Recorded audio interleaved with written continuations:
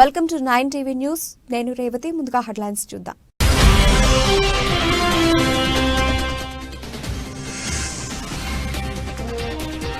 ఇండియాకు వార్నింగ్ ఇచ్చిన ట్రంప్, పన్నుల అంశంలో భారత విధానాన్ని తప్పుపట్టిన అమెరికా నూతన అధ్యక్షుడు.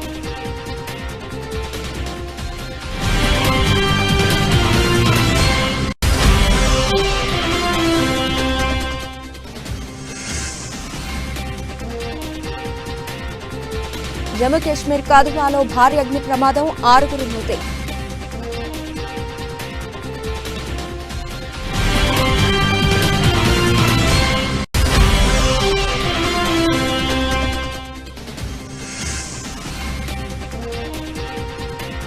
హరీష్ రావు పట్ల పోలీసులు అత్యుత్సాహం, శాసనసభ ప్రవేశ మార్గంలో పేపర్లు లాక్కున్న డీఎస్పీ.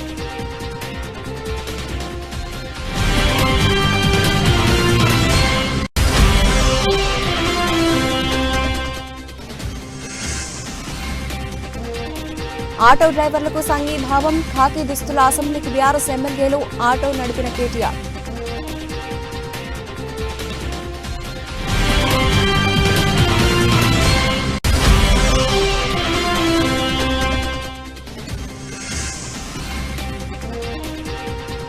పేర్ని నాని గోడౌన్ లో రేషన్ బియ్యం మిస్సింగ్ కేసు, కూటమి సర్కార్ సీరియస్ యాక్షన్.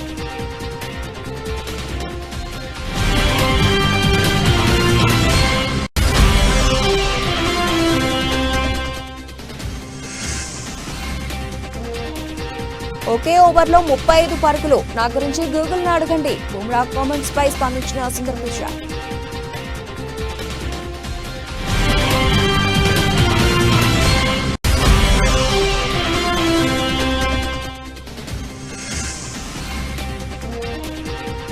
రెండు సినిమాలు ఫ్లాప్, 30 కోట్ల నుంచి 9 కోట్లకు పడిపోయిన హీరో.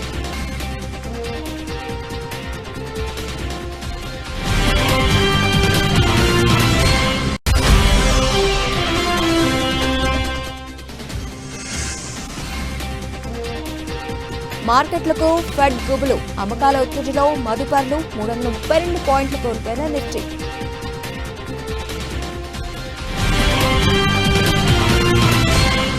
ఇండియాకు వార్నింగ్ ఇచ్చాడు ట్రంప్.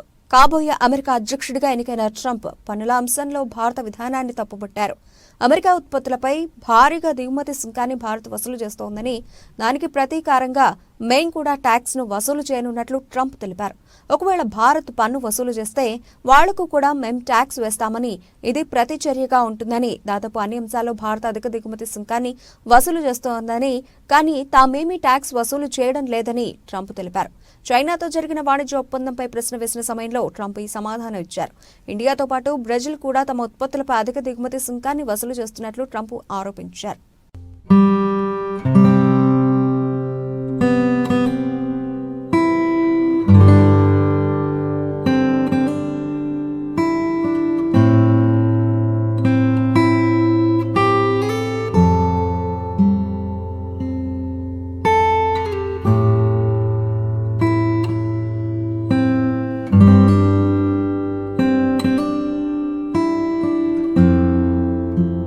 జమ్మూ కాశ్మీర్లోని కథువాలో బుధవారం భారీ అగ్ని ప్రమాదం సంభవించింది.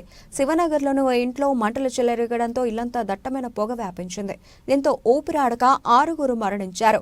మరో 3 అపస్మారక స్థితిలోకి వెళ్లారు. వారిని చికిత్స నిమిత్తం కథువాలోని జీఎంసీ ఆసుపత్రికి తరలించారు. ప్రస్తుతం వారి పరిస్థితి విషమంగా ఉన్నట్లు తెలుస్తోంది. కాగా అగ్ని ప్రమాదం గురించి తెలియగానే పోలీసులు, అగ్నిమాపక సిబ్బంది ఘటనా స్థలానికి చేరుకుని మంటలు ఆర్పివేసే ప్రయత్నం చేశారు. షార్ట్ సర్క్యూట్ కారణంగానే ఇంటికి మంటలు అంటుకుంటున్నట్లుగా పోలీసులు అనుమానిస్తున్నారు.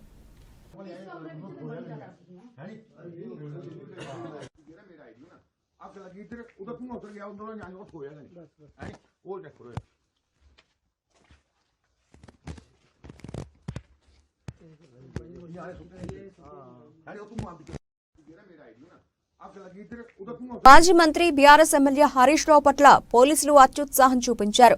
శాసనసభ ప్రవేశ మార్గం వద్ద హరీష్ రావును ఆపిన డీఎస్పీ సుదర్శన్ ఆయన తీసుకెళ్తున్న పేపర్లను తనిఖీ చేయాలని ఆదేశించారు. కారు తనిఖీ పేరుతో హరీష్ రావు తీసుకెళ్తున్న పేపర్లను లాక్కున్నారు. డీఎస్పీ సుదర్శన్ తో పాటు ఇతర పోలీసు సిబ్బంది తీరుపై హరీష్ రావు ఆగ్రహం వ్యక్తం చేశారు. ఇదేం దుర్మార్గం అంటూ పోలీసులపై మండిపడ్డారు. ఈ ఘటనపై స్పీకర్ ఘటం ప్రసాద్ కు ఫిర్యాదు చేస్తానని తెలిపారు. ఈ సందర్భంగా హరీష్ రావు మాట్లాడుతూ ప్రభుత్వం ఇంతలా ఎందుకు భయపడుతుందో అర్థం కావడం లేదని అన్నారు. ప్రజాపాలనలో కంచెలు తొలగించామని అంటూనే పోలీసులతో అడుగడుగునా అడ్డుకుంటున్నారని విమర్శించారు. శాసనసభ ప్రవేశ మార్గంలో తనతో పోలీసులు వ్యవహరించిన తీరుపై స్పీకర్కు ఫిర్యాదు చేస్తానని తెలిపారు.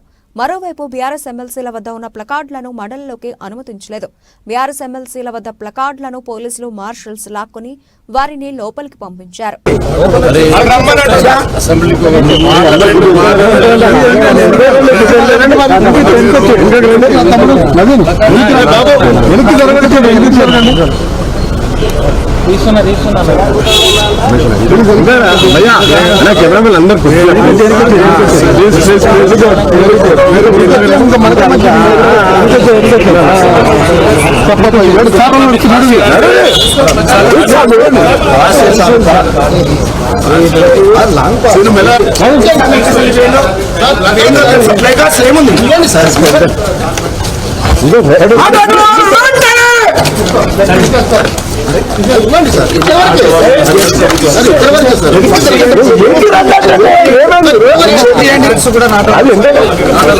మీకేమైనా హక్కుందా అండి? ఏముంది ఇన్స్ట్రక్షన్ ఏముంది? ఇన్స్ట్రక్షన్ ఏముంది?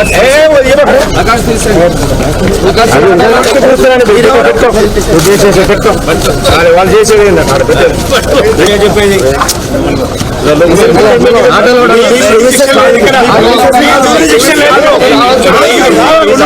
You don't have a jurisdiction here. You don't have a jurisdiction here. You have jurisdiction here. You don't have. Let them come. You are not supposed to involve. Okay? You are not supposed to involve. You are not supposed to involve.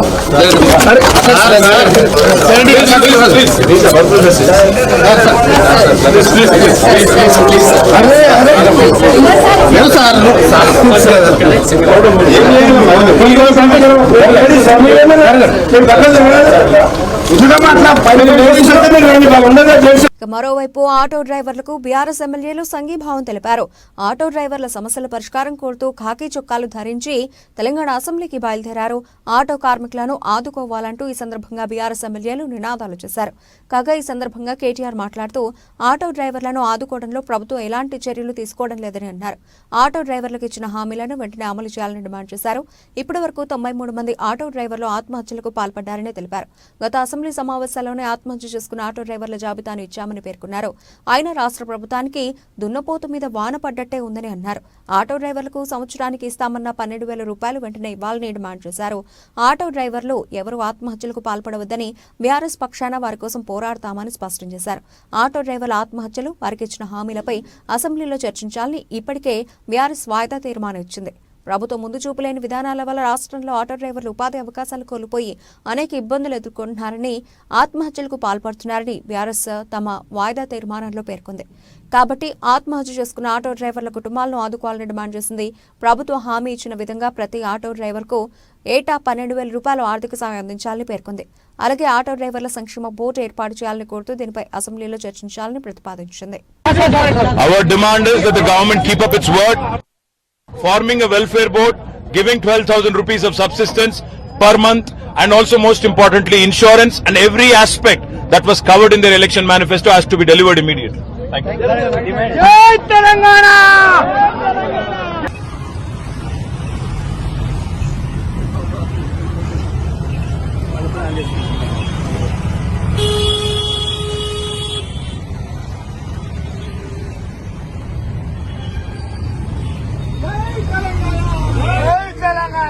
మాజీ మంత్రి పేర్ని నాని కుటుంబం మెడకు ration బియ్యం వివాదం చుట్టుకుంది. మచిలీపట్నం మండలం పొట్లపాలెంలో నాని సతీమణి పేరుతో ఉన్న గోడౌన్లో బియ్యం మిస్సింగ్ వ్యవహారాన్ని ప్రభుత్వం సీరియస్ గా తీసుకుంది. పేర్ని నాని కుటుంబానికి చెందిన గోడౌన్లో 187 టన్నుల రేషన్ బియ్యం మాయమయ్యాయి. అయితే తమ గోడౌన్లో మాయమైన బియ్యం ధర ఎంతో చెప్తామని కృష్ణా జిల్లా జేసీకి లేఖ రాయడం సంచలనంగా మారింది. డిప్యూటీ సీఎం పవన్ కళ్యాణ్ ఆదేశాలతో గత నెల 28, 29, 30 తేదీల్లో పౌర సరఫరాల శాఖ అధికారులు ఎంఎల్ఎస్ పాయింట్లలో తనిఖీలు చేపట్టగా 187 టన్నుల తేడా ఉన్నట్లుగా గుర్తించారు. ₹1,70,00,000 చెల్లించాలంటూ నోటీసులు పంపారు. దీంతో మాజీ మంత్రి పేర్ని నాని ₹1,00,00,000 డీడీలు తీయించి ఈ నెల 14న జేసీ కార్యాలయంలో అందజేశారు. మరో ₹70,00,000 సోమవారం చెల్లించారు. మొత్తంగా 2 విడతల్లో కలిపి ₹1.7 కోట్ల డీడీలను అధికారులకు అందజేశారు. ఈ వ్యవహారంలో గోడౌన్ ఓనర్గా ఉన్న జయసుధపై క్రిమినల్ కేసు నమోదు చేశారు పోలీసులు. దీంతో పేర్ని సతీమణి జయసుధ తనయుడు కృష్ణమూర్తి అజ్ఞాతంలోకి వెళ్లారు. మచిలీపట్నం జిల్లా కోర్టులో జయసుధ బెయిల్ పిటిషన్ దాఖలు చేశారు. దీని విచారణను ధర్మాసనం తిరిగి 19కి వాయిదా వేసింది. 2 రోజుల తర్వాత పేర్ని నాని అజ్ఞాతం వీడారు. సోమవారం తన ఇంటికి చేరుకోవడంతో వైసీపీ నేతలు ఆయనను పరామర్శించారు. బియ్యం లెక్కల్లో తేడాలు ఎందుకు వచ్చాయో తనకు తెలియదన్నారు పేర్ని నాని. తాము తప్పు చేయలేదు కాబట్టే బియ్యం మాయంపై లేఖ రాశామని పేర్ని నాని చెప్పారు. మరోవైపు పేర్ని జయసుధ పేరుతో రేషన్ నిల్వలో ఉన్న గోడౌన్ను అధికారులు స్వాధీనం చేసుకున్నారు. బియ్యాన్ని మార్కెటింగ్ గోడౌన్లకు తరలించారు. తర్వాత లెక్కలు చూసి తేడాలుంటే కేసులు పెడతామన్నారు అధికారులు. పేర్ని నాని కేసులు కక్ష సాధింపులేమీ లేదన్నారు మంత్రి నాదెండ్ల మనోహర్. 4,000కు పైగా బ్యాగులు మిస్ అయినట్టు గుర్తించామన్నారు.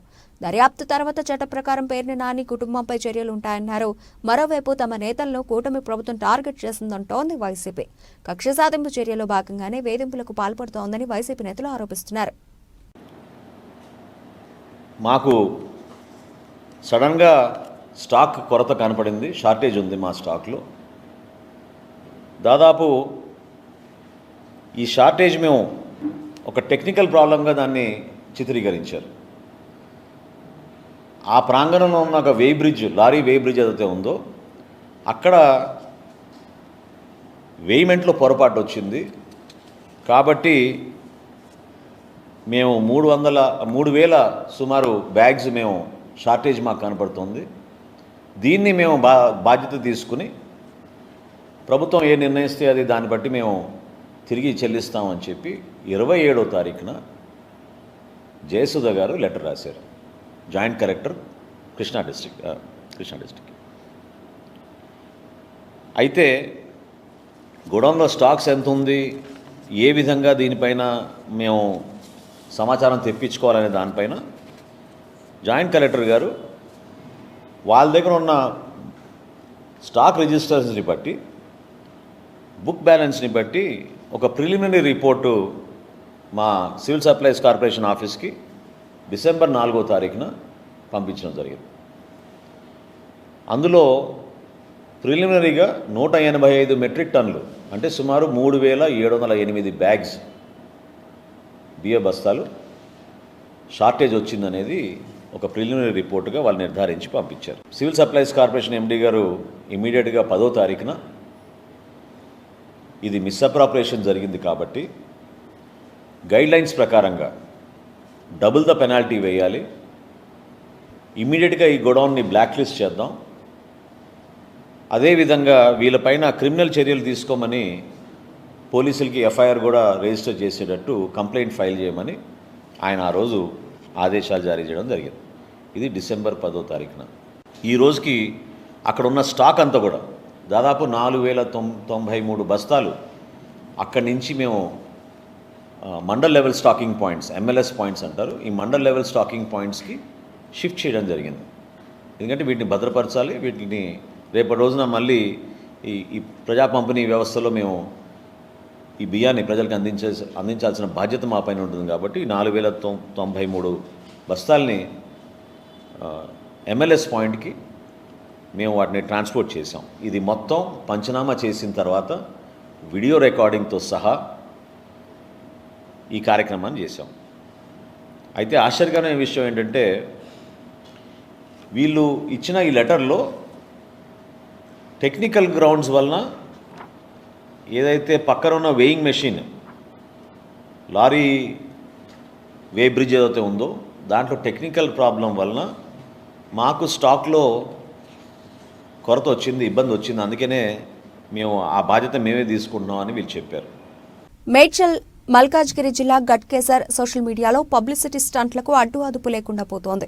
సిటీ శివారు ప్రాంతాల్లో మనీ హాంటింగ్ పేరుతో పిచ్చి పీక్స్ కు చేరుతోంది. తాజాగా ఓఆర్ఆర్ పై 9వ ఎగ్జిట్ వద్ద ఓ వ్యక్తి నిలబడి తన చేతుల్లో ఉన్న 20,000 రూపాయల నోట్ల కట్టను చెట్ల పొదల్లో పడేశాడు. ఎవరైనా వచ్చి ఆ పైసలు తీసుకోవాలని ఆఫర్ చేశాడు. ఈ వీడియో సోషల్ మీడియాలో వైరల్ కావడంతో అధిక స్పీడ్ లిమిట్ ఉన్న రోడ్డుపై ఈ పిచ్చి చేష్టలు ఏంటని నెటిజన్లు ఫైర్ అవుతున్నారు. మరోవైపు ఈ విషయం తమ దృష్టికి రావడంతో కేసు నమోదు చేసి దర్యాప్తు చేస్తున్నట్లు గట్కేసర్ SHO పరశురామ్ తెలిపారు. ఇప్పుడైతే మనము హైదరాబాద్ ఓఆర్ సీట్ నంబర్ 9 దగ్గర అయితే ఉన్నాం అనమాట. సో మీకోసం మనీ హంటింగ్ ఛాలెంజ్.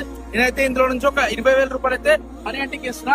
సో ఎవరైనా తీసుకోవాలనుకుంటే కనుక ఓఆర్ఆర్ మనకి ఎగ్జిట్ నంబర్ 9 దగ్గర ఉంది. మీకోసమే అక్కడ 20,000 అయితే చేసిన. All the best. ఎవరు తీసుకుంటారో తీసుకోండి. Bye bye.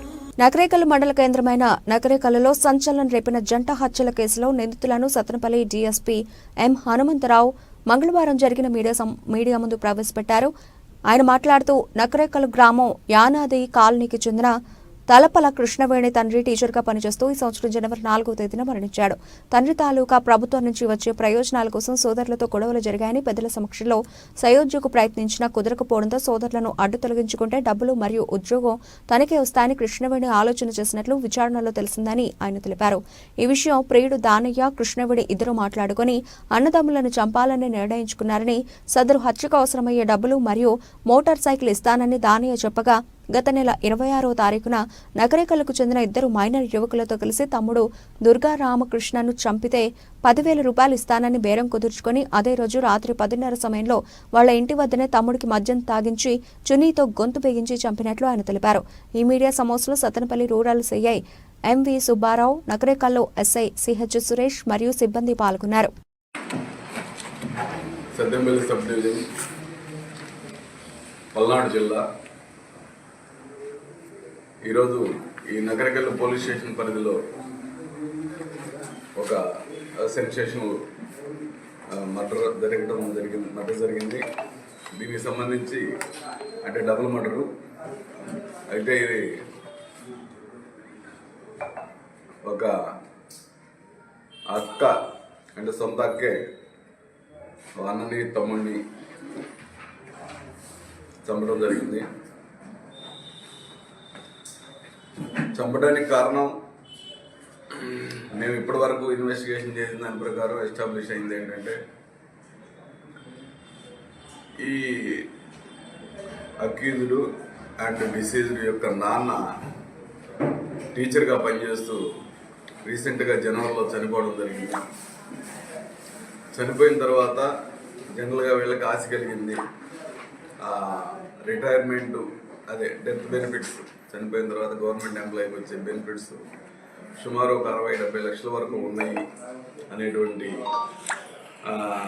ఆలోచన వాళ్ళకి వచ్చి దాని మీద ఒకరికొకరు డిస్కస్ చేసుకొని పంచుకుందాం అని అడిగే క్రమంలో EMI నాకు కూడా ఇవ్వండి షేరు, EMI కూడా భర్త వదిలేసి ఉంది, సో నాకు ఇవ్వమని అన్న క్రమంలో EMIకి మేము ఇవ్వము, నీకు ఇచ్చే సమస్య లేదు, నీకెందుకు ఇస్తాము, మేమిద్దరమే పంచుకుంటాం అన్న క్రమంలో గొడవలు స్టార్ట్ అయ్యి చివరికి వీళ్ళు ఒకరికొకరు EMIని వాళ్ళిద్దరు కలిసి చంపడానికి ప్రయత్నం జరిగే క్రమంలో EMIకి ఆ విషయం మళ్ళీ వాళ్ళ తమ్ముడే బైనేని దుర్గా, అతను అక్క నేను ఇలాగైనా వేసేస్తాము అన్న, నేను కలిసి వేయాలనుకున్నాను. ఒకరోజు ముందు దాగి చెప్పిన దాని మీద ఈ EMIకి ఆలోచన కలిగి EMI ఆల్రెడీ భర్తను వదిలేసి దాదాపు 2-3 సంవత్సరాల నుంచి వేరే ఈ ఏటు ఇతను వెనుకున్నటువంటి అతను ఆ జానయ్య అనే అతన్ని పెట్టుకోవడం జరిగింది. పెట్టుకొని ఈ కుర్రాడు సహాయం కూడా తీసుకుంది అమ్మాయి.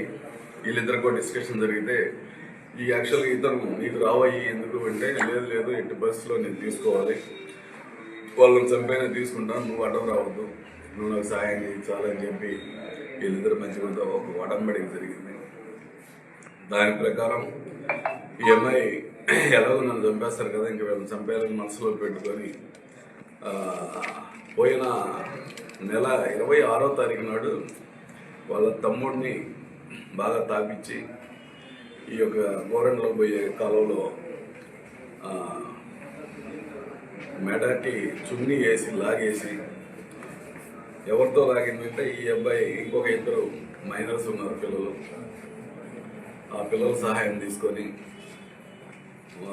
చెరువు పక్క గట్టిగా లాగేసి చంపేసిన తర్వాత ఎలా తీసుకెళ్ళాలి అంటే ఆ కాలువలో వేయడానికి వీళ్ళు చంపిన దానికి 1 కిలోమీటర్ 2 కిలోమీటర్ దూరం ఉంది. ఎలా తీసుకెళ్లాలనే దాని మీద ఈ అమ్మాయి ఉంచుకున్నటువంటి వ్యక్తి దానయ్య బండి ఉంది, మోటార్ సైకిల్. దానయ్యకి ఫోన్ చేసి, దానయ్య మోటార్ సైకిల్ కావాలంటే నీకు ఈ టైంలో అవసరం అంటే పంపించానంటే అతను తీసుకొని బండి ఇచ్చి బండి మీద తీసుకెళ్లి కాలువలో పడేసి వచ్చేసారు. అది ఏమైందంటే ఆ కాలువలో వేసినటువంటి బాడీ కొంచెం దూరం ప్రయాణించిన తర్వాత అక్కడ బాగా జమ్ము అది బాగా పట్టుంది, చాలా ఎక్కువ పట్టుంది. దాని కిందకి వెళ్ళి బాడీ అక్కడే ఇరుక్కుపోయింది. సో అందువల్ల ఆ బాడీ ట్రేస్ కాలేదు, ఎవరికి బయట వాళ్ళకి ఎవరు చూసే పరిస్థితి లేదు. అదే టైంలో మా వాడు కనపడలేదని కంప్లైంట్ ఇచ్చేవాళ్ళు కూడా లేరు.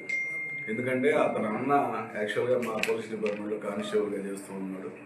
అతను ప్రస్తుతం బొల్లపల్లిలో చేస్తూ బాగా తాగుడుకు అలవాటు అయిపోయి ఈ మధ్యకాలం అంతా మెడికల్ లీవ్లో ఉండి ఈ ఇష్యూ. బోర్డర్ గవాస్కర్ ట్రోఫీలో team India star pacer Jasprit Bumrah అసాధారణ ప్రదర్శన చేస్తున్నారు. బంతితోనే కాకుండా బ్యాట్తోనూ ఆకట్టుకుంటున్నాడు.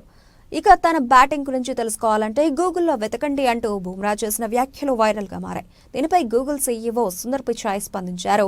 తాను గూగుల్ చేశానని చెప్పారు. ఈ సందర్భంగా పేస్ గుర్రంపై ప్రశంసల వర్షం కురిపించారు. బ్రిస్బెన్ వేదికగా ఆస్ట్రేలియాతో జరుగుతున్న 3వ టెస్టు మ్యాచ్లో 3వ రోజు ఆట ముగిసిన తర్వాత బుమ్రా విలేకరులతో మాట్లాడారు. గబ్బాలో బ్యాటింగ్ పరిస్థితుల గురించి విలేకరులు ప్రశ్నించారు. ఇందుకు బుమ్రా ఇలా సమాధానం చెప్పారు. మీరు నా బ్యాటింగ్ సామర్థ్యాన్ని ప్రశ్నిస్తున్నారు. టెస్టులో ఒకే ఓవర్లో అత్యధిక పరుగులు చేసింది ఎవరో గూగుల్ చేసి చూడండి అని బుమ్రా అన్నాడు. కాగా టెస్టులో బుమ్రా ఒకే ఓవర్లో 35 పరుగులు చేశాడు. 2022లో బర్మింగ్హామ్ టెస్టులో ఇంగ్లాండ్పై బుమ్రా ఒకే ఓవర్లో 35 పరుగులు సాధించాడు. ఇది ప్రపంచ రికార్డు. దీన్ని ఉద్దేశిస్తూ బుమ్రా ఇలా ఫన్నీగా సమాధానం చెప్పగా వైరల్ గా మారాయి. క్రికెట్ అంటే ఎంతో ఇష్టపడే గూగుల్ సీఈఓ సుందర్ పిచాయ్ దీనిపై స్పందించారు. తాను గూగుల్ చేసినట్లు చెప్పారు. కామెంట్స్ బౌలింగ్ లో 6 కొట్టిన వారికి బ్యాటింగ్ ఎలా చేయాలో చాలా బాగా తెలుసునని అన్నారు. అంతేకాదంటూ ఈ 3వ టెస్ట్ మ్యాచ్లో భారత్ను ఫాలో ఆన్ గండం నుంచి తప్పించడాన్ని ప్రస్తావించారు. ఇటు గూగుల్ ఇండియా సైతం బుమ్రా వీడియోను పోస్ట్ చేస్తూ మేము జెస్సీ బాయ్ని మాత్రమే నమ్ముతామంటూ రాసుకొచ్చింది. Yeah, it's an interesting question that you're questioning my batting ability so far. I think you should use Google as well and see who's got the most number of runs in a test match, test over. But that jokes apart. ఒకప్పుడు Bollywood ఇండస్ట్రీలోనే top hero వరుసగా సినిమాలు చేస్తూ కోట్లాది మంది అభిమానులను సంపాదించుకున్నారు. Senior నటుడు కుమారుడిగా సినీ రంగంలోకి అడుగుపెట్టి తనదైన నటనతో ప్రత్యేక గుర్తింపు తెచ్చుకున్నారు. కానీ వరుస ఫ్లాప్ చిత్రాలు ఇప్పుడు అతడి కెరీర్ను ప్రశ్నార్థకం చేశాయి. ఒకప్పుడు ఒక్క సినిమాకు 30 కోట్ల రూపాయల పారితోషికం తీసుకున్న ఆ హీరో ఇప్పుడు కేవలం 9 కోట్ల రూపాయలు మాత్రమే తీసుకుంటున్నారు. ఇంతకీ ఆ హీరో ఎవరో తెలుసా? అతడు మరెవరో కాదు, బాలీవుడ్ స్టార్ టైగర్. హీరో పంతి, బడే మియాన్, చోటే మియాన్ వంటి సినిమాలు అతని కెరీర్ను పతనానికి గురిచేశాయి. దీంతో రెమ్యునరేషన్ భారీగా పడిపోయింది.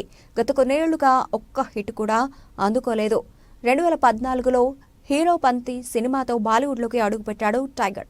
తెలుగులో వచ్చిన పరుగు సినిమాకు రీమేక్ ఇది. ఈ మూవీ బాలీవుడ్లో సూపర్ హిట్ అయింది. ఆ తర్వాత బాఘీ, బాఘీ 2 సినిమాలు టైగర్ని స్టార్ హీరోగా నిలబెట్టాయి. నటన, డాన్స్, యాక్షన్తో తనకంటూ ప్రత్యేక గుర్తింపు తెచ్చుకున్నారు. కానీ గత 2-3 ఏళ్లుగా టైగర్ నటించిన హీరో పంతి 2, గణపత్, బడే మియాన్, చోటే మియాన్, సింగం అగైన్ సినిమాలు బాక్సాఫీస్ వద్ద బోల్తా పడ్డాయి. దీంతో టైగర్ కెరీర్ గ్రాఫ్ పడిపోయింది. దీంతో ఇటు టైగర్ రెమ్యునరేషన్ సైతం పడిపోయింది.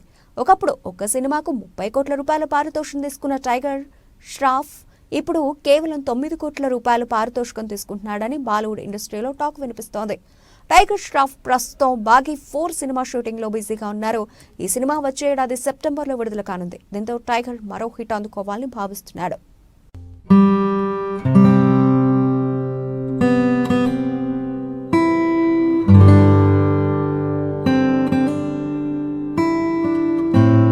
దేశీయ స్టాక్ మార్కెట్లు మళ్లీ వరుస నష్టాల్లోకి జారుకున్నాయి. అమెరికా ఫెడరల్ రిజర్వ్ బ్యాంక్ ద్రవ్య సమీక్ష నేపథ్యంలో మదుపర్లు ఆచూతూచి స్పందిస్తున్నారు. అయితే మెజారిటీ ఇన్వెస్టర్లు లాభాల స్వీకరణ వైపే మొగ్గు చూపుతున్నారు. దీంతో మంగళవారం సూచీలకు భారీ నష్టాలు తప్పలేదు. బాంబే స్టాక్ ఎక్స్చేంజ్ ప్రధాన సూచీ సెన్సెక్స్ 1064.12 పాయింట్లు లేదా 1.30% క్షీణించి 81,000 మార్కుకు దిగువన 80,684.45 వద్ద స్థిరపడింది.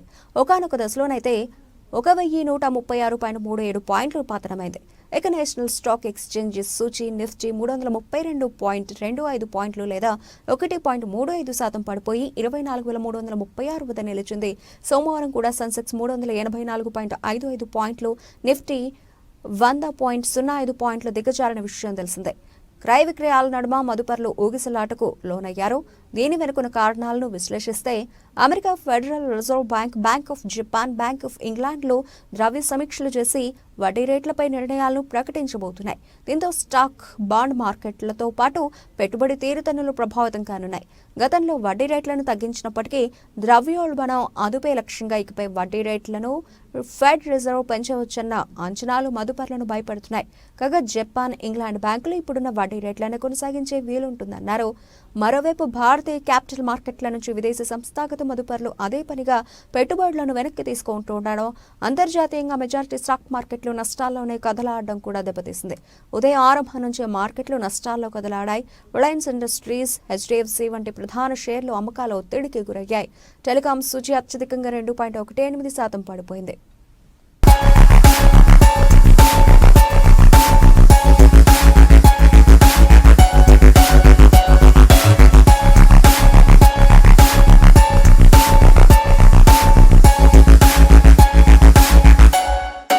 బులెటిన్ ముగించే ముందు హెడ్లైన్స్ మరోసారి.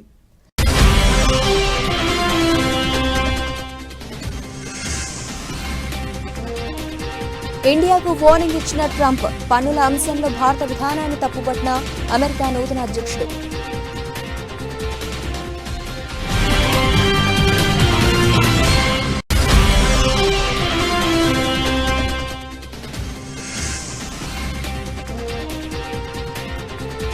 జమ్మూ కాశ్మీర్ కథువాలో భారీ అగ్ని ప్రమాదం, 6 మృతి.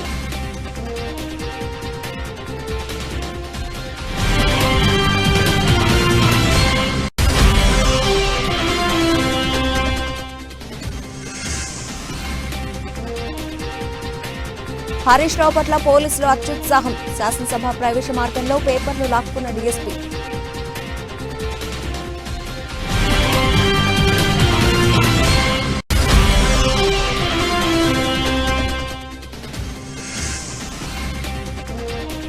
ఆటో డ్రైవర్లకు సంఘీభావం, ఖాకీ దుస్తుల అసెంబ్లీకి బీఆర్ఎస్ ఎమ్మెల్యేలు, ఆటో నడిపిన కేటీఆర్.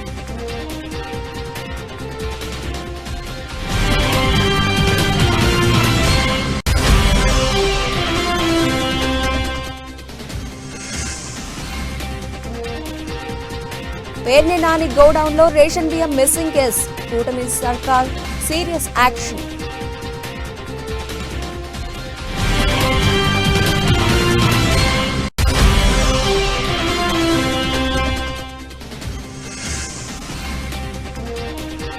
ఒకే ఓవర్లో 35 పరుగులు, నా గురించి గూగుల్ని అడగండి. బుమ్రా కామెంట్స్ పై స్పందించిన సుందర్ పిచాయ్.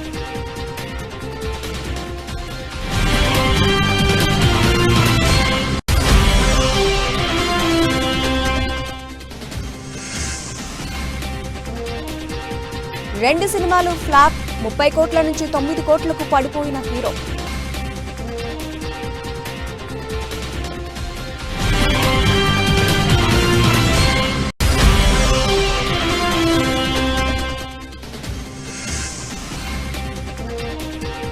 మార్కెట్లకు ఫెడ్ గుబులు, అమ్మకాల ఒత్తిడిలో మదుపర్లు 332 పాయింట్లు కోల్పోయిన నిఫ్టీ.